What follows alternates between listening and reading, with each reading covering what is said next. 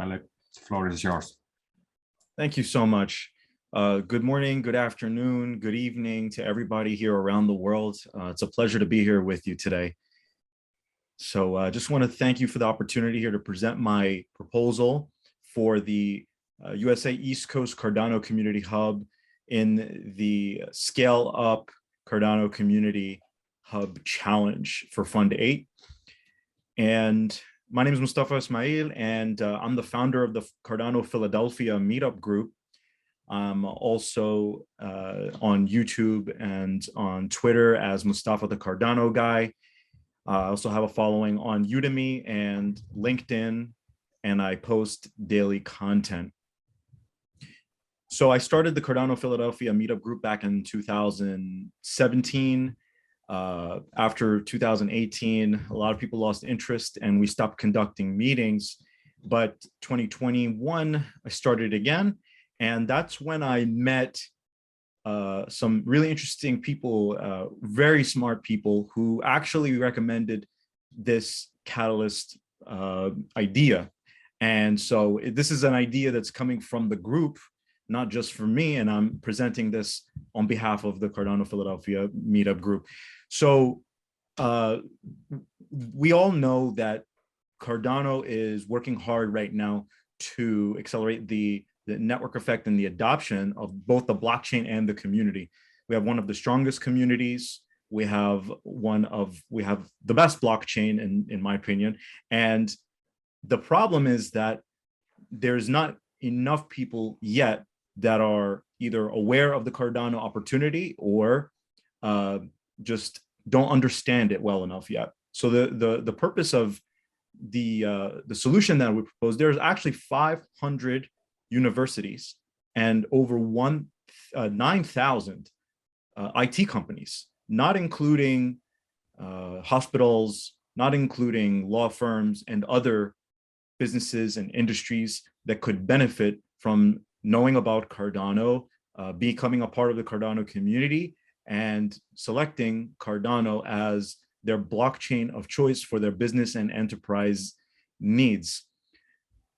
What I'm proposing is that we create a central location where we can reach out to universities and corporations, IT companies, where we can educate the public and bring people into the community, make people aware of the Cardano opportunity and the community. So we'll do that by reaching out to people actually in person, calling them, making calls, creating content, creating education, and basically having a mass outreach effort and bringing people into the community where we can have actual host events, actually have learning environments, meetings, meetups, get people to know each other, connect people with the right resources and the information, and create a deeper and deeper relationship with the entire community, and basically get the entire East Coast of the United States onto this so that we can accelerate and ignite the Cardano network effect. How I'm proposing that we do this is we, like I said, connect people. We're going to create a marketing campaign. We're going to create a sales campaign. We're going to create an advertising campaign, create systems to consistently bring in new people into the environment. I'm asking for $27,500 to cover the cost of labor, of infrastructure, of office, of equipment, et cetera, et cetera. That's for 50% of the budget. 35% of the budget would go towards advertising, marketing, sales, campaigns, and things that are related to the actual publication of content and things like that. And then we'd have a 15% of the budget would be left over to build a treasury with that. Over time, we plan on growing the community. The first phase we have planned out is to create awareness with at least 50,000 individuals, and at least 80% of the corporations and universities that we've identified will have been reached out to by the end of the 3 to 6 month campaign that we've outlined. Essentially, the the entire budget will be spent on marketing. The entire marketing budget will be spent on IT companies and corporations, but we'll reserve some of that budget for hospitals and law firms as well. And the other portion of that will be for having basically a place to host events, equipment, and things like that. So what if we actually were able to get the funding for this?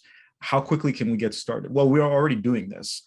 But if we can get this budget, we can really push things to the next level. We can really accelerate the network effect for Cardano at a very crucial time right now.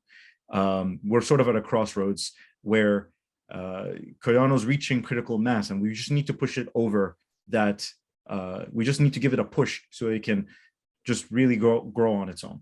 And we really want to make this opportunity available to everyone in the East Coast, not just in the region, not just in the New York, Philly region, but the entire East Coast of the United States, which is pretty massive.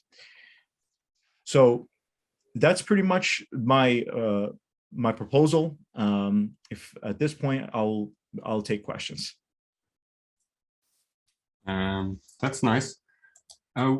Few things I wrote out myself. One question was, where are the events hosted? Because you kind of put the thing together that you're connecting people, getting people together, but it didn't, and you're planning to have a place.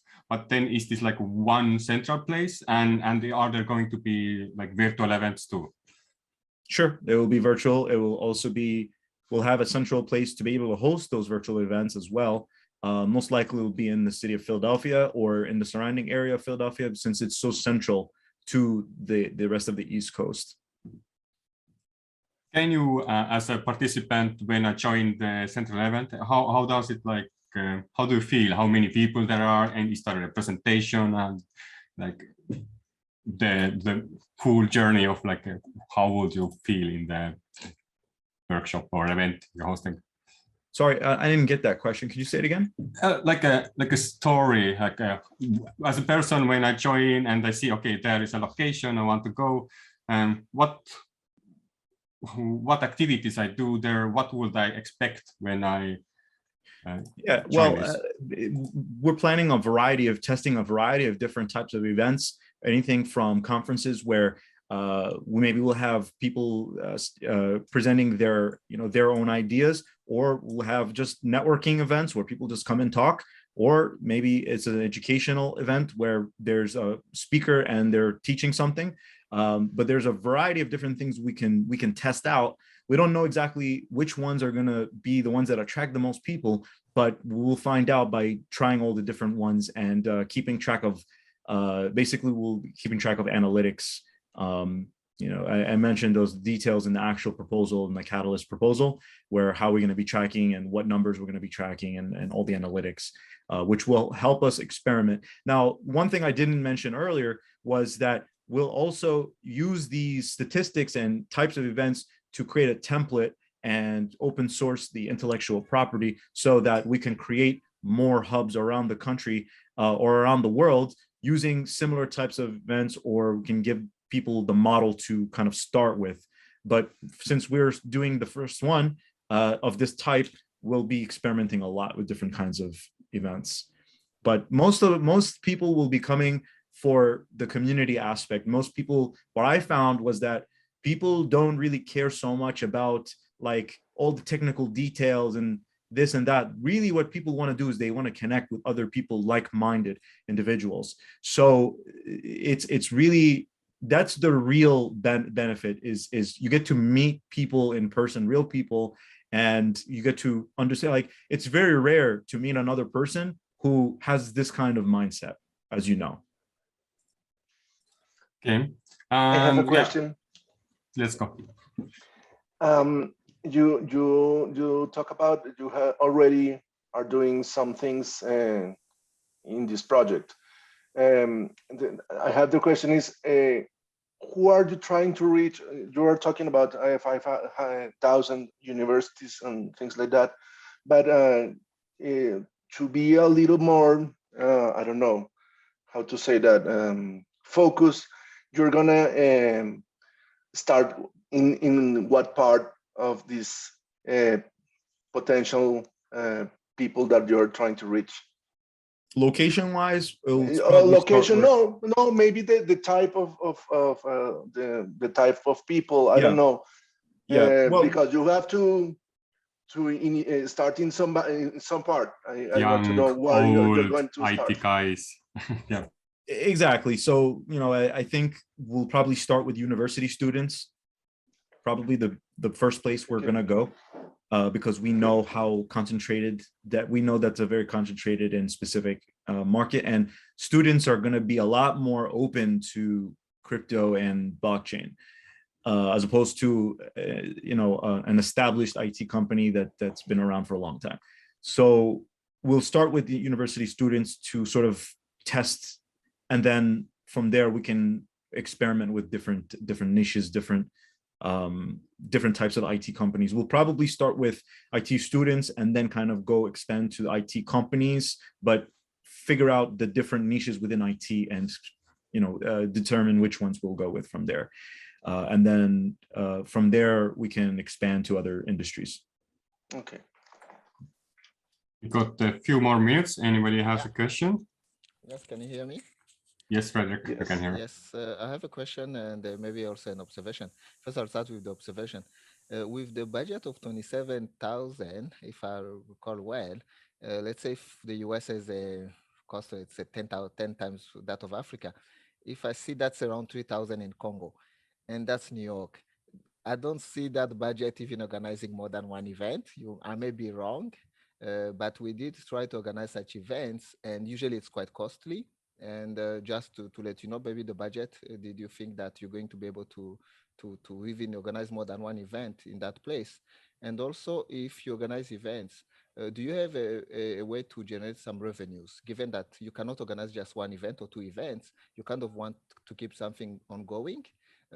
Is there a way you are planning on pushing it forward? Because again, as I say, on my observation, maybe more than one or two events. So what will you do after that? Thanks. Yeah, well, I that's a great question. And when I originally applied, I was actually going for 100,000, and they, one of the community advisors actually told me, it's probably better to lower your asking, because it's going to be hard to get more than 5% of people to agree to give you more than 5% of the total budget. So I accepted it to be the 27,500. So that's a very limited budget. So obviously we have to be very, very conservative with how we spend the money. So really the first part of this is to really establish the system of creating awareness. We can do all virtual in the beginning, if that's what we have to do in order to bootstrap this. But however, if we get some success, and when we get some success, we'll be able to come back to Catalyst in the future and apply for more funds in the future. That's the plan.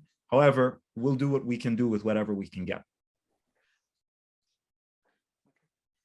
My second question about the generating revenues with the participation.